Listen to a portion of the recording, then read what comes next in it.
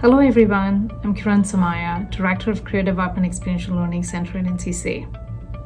Thank you for watching this video where me and my team will help you learn more about networking, why is it important to network, and give you some quick tips on how to build professional career networks. So what is networking? Networking is connecting with people to share information, ideas, and to develop personal or social contacts. Why is networking important? According to the US Bureau of Labor Statistics, 70% of people who are in their current roles or have been hired is thanks to networking, which means networking is a win-win process.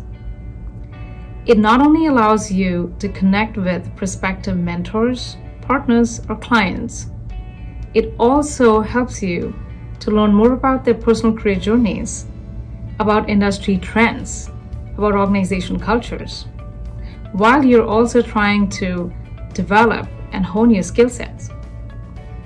It also helps you to learn more about job search resources and interview practices. So, how do you build a professional network? Here are some tips. Tip 1. Network everywhere you go. Whether you're in a classroom setting, whether you're in alumni association, in clubs, in meetups, in meetings, professional or personal, or social, or you're in your job or internship. Everywhere you're going, you are building professional connections and you're networking. You want to make sure that you're exchanging business cards or networking cards, or you're connecting with people on social media to stay in touch. Tip 2. Keep in mind that networking is a reciprocal process. It is a two-way street, which means you're sharing information and ideas, and you're receiving information and ideas. You have to make sure that you are not only talking just about yourself, but you're also engaging in conversations to learn more about others. You do have to understand that as much as you want to learn about others, others also are interested in your projects, in your ideas, in your interests and skills. So as I said, it's a two-way street. Tip 3. Do not ask for jobs or internships directly. This is extremely important, keep in mind. You are networking to not start asking about jobs directly, but to have interactions, to have conversations, to learn about resources, and then gradually build a connection where you can ask for leads or referrals, or get connected to their networks who you're currently speaking with. More tips to follow, stay tuned. Hi, my name is Courtney Anstedt, and I am the Service Learning Coordinator at Norwalk Community College.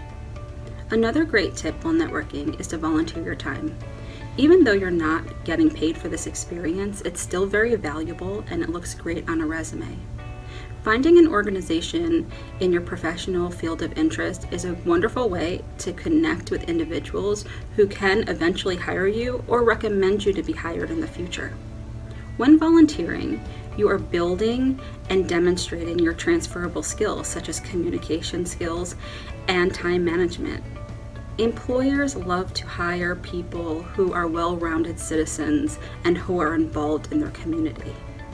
Another tip is to connect yourself with college instructors, professors, and the career services staff at NCC. Developing these relationships are very important. They are experts in their field, so they will get to know you and what kind of jobs best fit you. Get to know their names.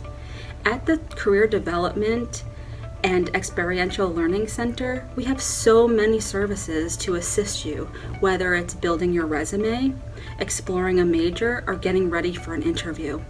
All of these supports are right at your fingertips, so we look forward to seeing you in the future. Hi everybody, my name is Kelly Domazio and I'm a career counselor in the Center for Career Development and Experiential Learning. And I'm going to share another tip on how to grow and build your network. And one way is to conduct an informational interview. An informational interview is when you go out in the field and interview a professional to learn even more about the field. So it's digging even deeper than what you might read through ONET or Focus 2 or some of the career tools online. And you might say, I don't know any professionals in an area that I'm truly passionate and interested in. Well, that's where you have to come in and be creative. So one way to find someone in the field that you can interview is to reach out to family and friends. A family member or friend might know someone, or maybe they have a friend or a family who knows someone who knows someone.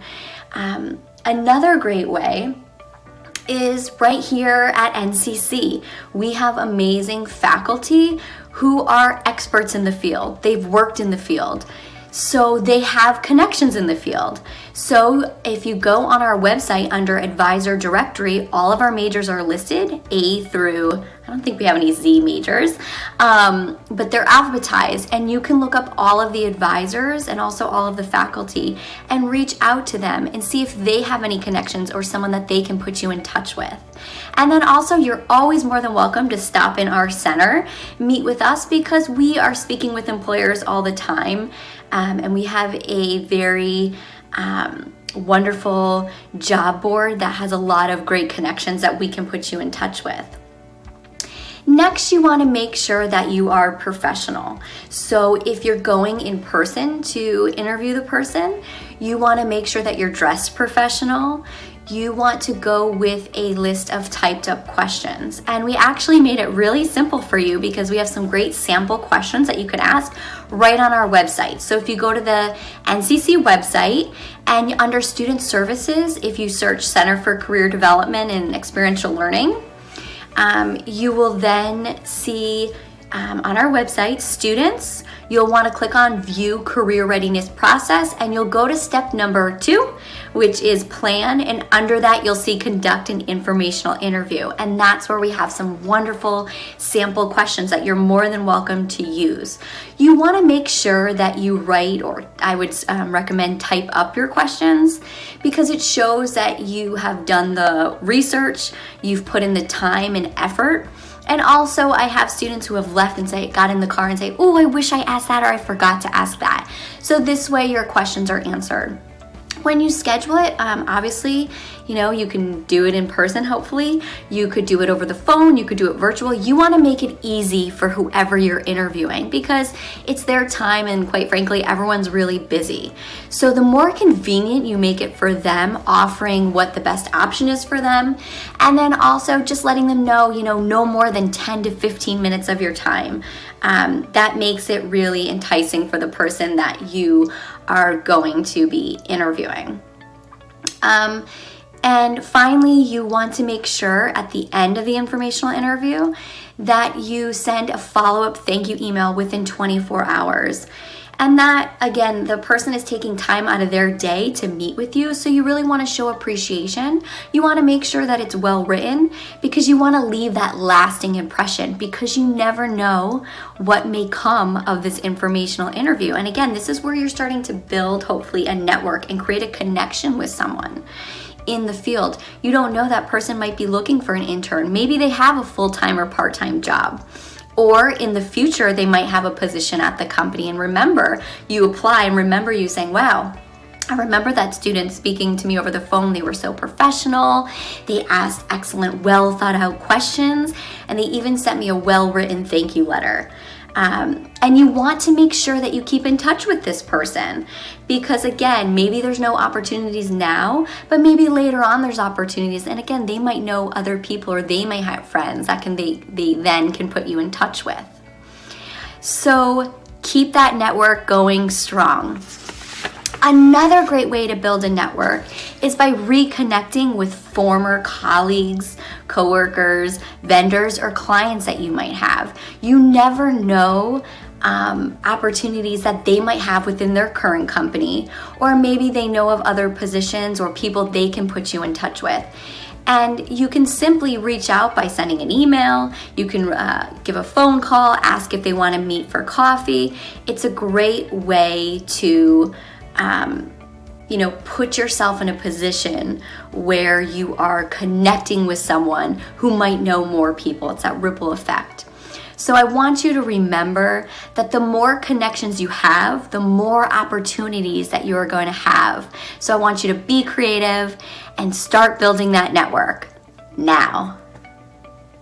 Hi everyone, my name is Maria Turkel and I am the Career Development Specialist here at NCC at the Career Development and Experiential Learning Center. And I'm going to pick up where my colleagues left off and talk to you about the 3 last tips that we want to leave with you. So the first one is to attend networking events. These are very specific meetups that you can find online. You can come to our office and we can help you to identify which would be the best ones for you to go to. And these are professional meetings where people know that you're coming to make connections. And sometimes that can feel a little bit intimidating, but the best way to do it is to go in and ask other people questions. That's the best way to start these type of networking and professional relationships. So you walk in, bring business cards with you, and find somebody who looks interesting and ask them about themselves. Tell me about how you got to this point in your career. That's always a great opening line. And if you remember that this is really about building relationships, it's not so much about saying, hi, this is me, this is who I am, this is what I would do, and I'm looking for a job. That's all understood at these networking events. And so you really want to start by asking questions and getting to know people and really finding people who feel compatible with you, because those are the relationships that will ultimately help you get to where you need to be in your career. So again, you go to these networking events, you want to move around. If somebody starts talking and you get into a very deep conversation, it's always okay to say, oh, I love talking to you. I'd love to continue this another time. Since most of these meetings are only about an hour and 15 minutes, you want to make sure you move around the room and meet as many people as you possibly can. So that's one of my tips. The second one is about LinkedIn. And I've found working with students here at NCC that there's a range. People either have a LinkedIn completely set up and ready to go and they use it pretty often, or people don't have one set up at all and feel a little bit intimidated by doing that. Or somewhere in the middle, which I think is what most students and alumni I work with, I find they have their name up there, they have their profile, but it's not really something that they use a lot. So LinkedIn, I cannot stress enough how important it is for networking in any career field, even as a volunteer. Even if you're going to be asking for an informational interview, somebody will probably look you up on LinkedIn. So please, make an appointment with us, because this seems to be something that people, get overwhelmed with, and you don't have to do it alone. We can do this virtually. We can meet and help you get your LinkedIn page up and running and into a really good place, and show you how to update it every once in a while. It's such an important tool. Again, I can't stress enough how important it is to have a LinkedIn when you are job searching.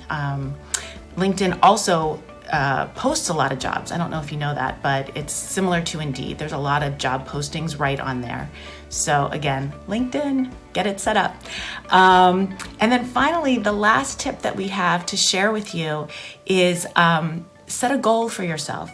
Set a goal of meeting, X number of new people a month. I read a book one time called Meet 100 People in 1 Year, and they wanted you to literally meet 100 brand new people and keep a list and network in a very intentional way. That sounds like a lot to me. So maybe, make yourself a goal of 2 to 3 people per month that you're reaching out to for either informational interviews, or you're going to these networking events, or you reach out on LinkedIn and say, oh, can I connect with you? Or you sit down with a professor and say, I'd really like to know, how you got to where you are and what you think about career possibilities.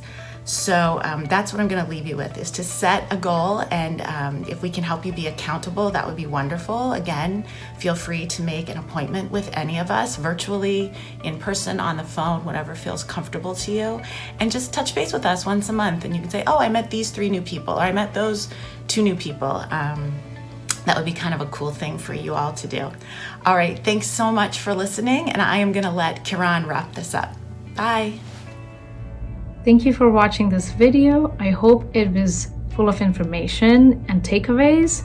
And if you want to learn more about the Career Development Center or to connect with us, please contact or email careercenter@norwalk.edu.